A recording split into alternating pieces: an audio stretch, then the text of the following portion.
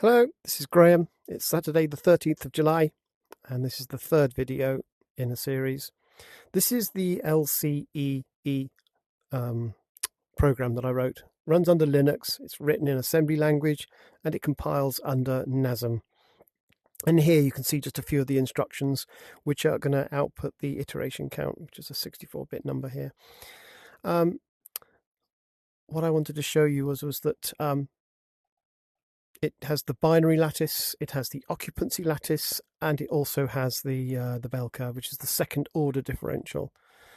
So if you sum all of this up and take the spectra, which we talked about in the second video, you will note that there is a theta, and then if you take the difference of that, you get the S curve, and if you take the difference of that, you get the bell curve. So this data all comes from the spectra of this occupancy matrix, which has values of 0 to 255. And remember, if you AND that with just 1, so you're clearing off all the high order bits and you're just leaving the LSB, the noughts and ones that are left, i.e. the numbers that are odd or even, will give you this lattice. This is the 96-bit counter. So it's a 64-bit with a 32-bit appended to it, because we're doing quite a lot of iterations.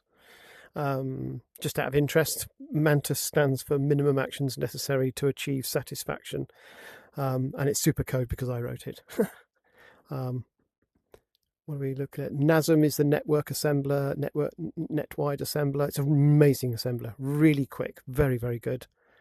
And that's my email address. Please write to me if you have any questions about the mathematics, especially if you fancy running this program on your Linux machine and you would like to help,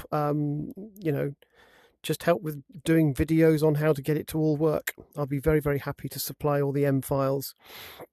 If anybody is interested in running their own server so that they can have a local area network, that way you can run Windows and access this engine through a Linux server of your own, which is my preference because I prefer it running on a separate machine than having it on my primary. But this software will work either way. Let's run that one more. So we're going to see this bell curve start to appear and make shape. The reason it's distorted at the moment is because this was all an open area and black. It needed to be black and white squares only to suppress the highway. And if we pause that around about sort of now, didn't know how to do that, did it?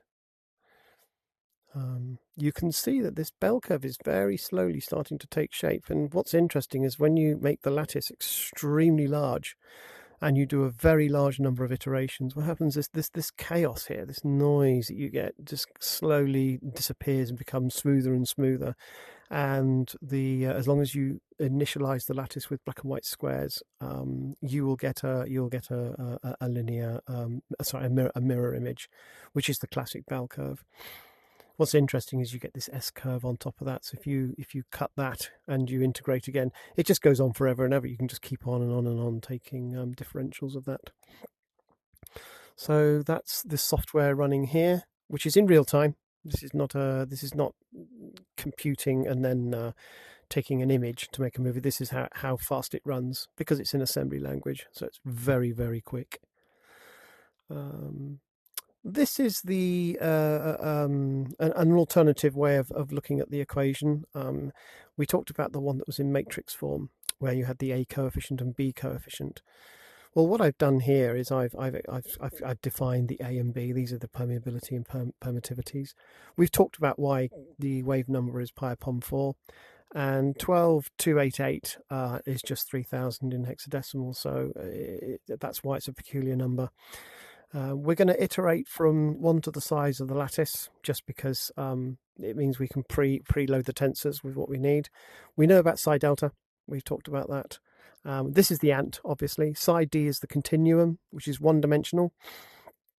And what are we doing here? This just sets the very, very first ant to the center of the screen, so that we're in the middle. And this is the number of iterations. Now, when you integrate this equation as a wave function, n becomes becomes time. So it's 1/n it would be your time. So n is actually here. It's like your frequency for the wave equation.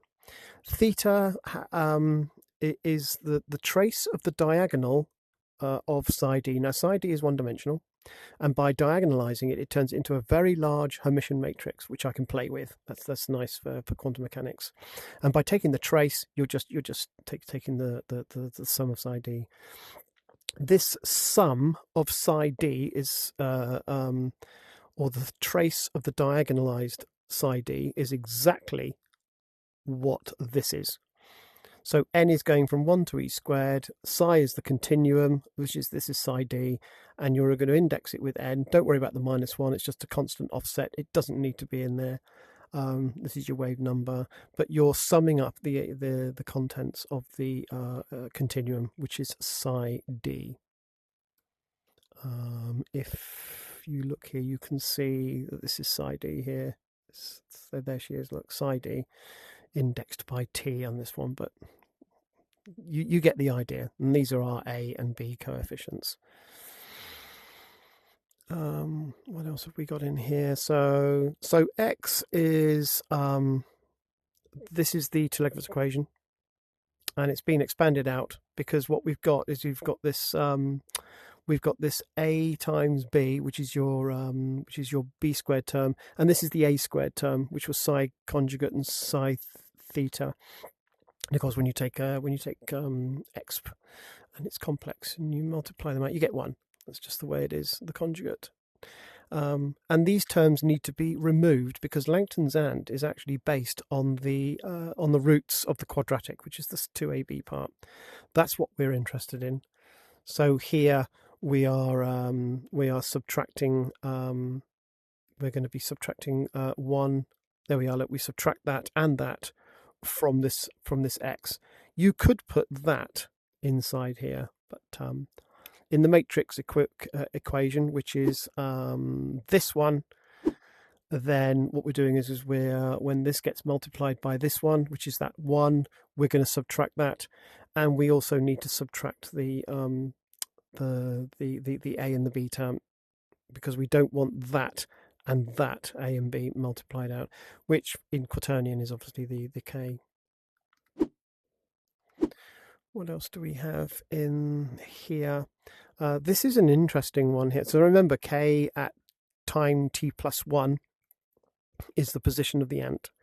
And remember that if you take k of t and subtract from both sides, then what happens is that you now end up with the fundamental theorem of calculus, where function x plus h minus function x, all divided by h, which is 1. That then describes this part as being the differential.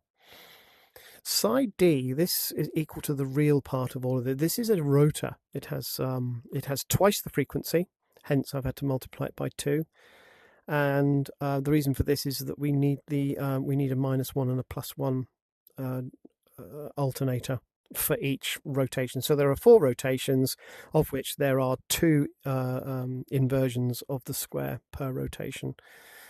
What else is?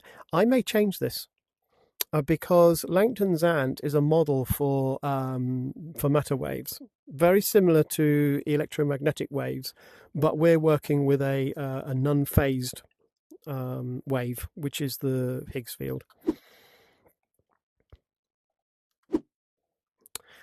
So this may change, and I may make this imaginary, and then at 90 degrees there will be an electromagnetic one, so that they're kind of interlaced.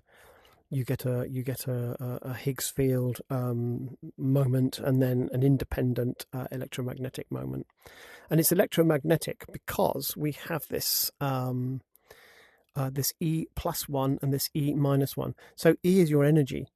It's the size of the lattice, how much energy there is. E squared up here is the amount of action that you have in space-time, but this is the -1 and the +1, because it's a Doppler for electricity and magnetics. So when a photon has an electric field moment and a magnetic field moment, they're actually one or two of the same thing. It's just there that, you get the idea. You get the idea. And it's all bundled up into this elliptical Euler identity.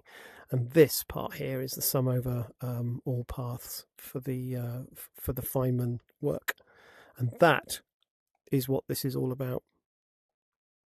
This is where you're taking the trace of the Hermitian matrix. So the reason why I've shown you all of this is that what we're going to do now is we're going to go and have a look at the tri-state ant, which is then used to model the quarks. So as you can see, this actually models the electron, and the electron has a positive at 90 degrees. So it has two angles to represent an electron, and the other two angles represent the positron. I think that's it. Thank you very much for listening.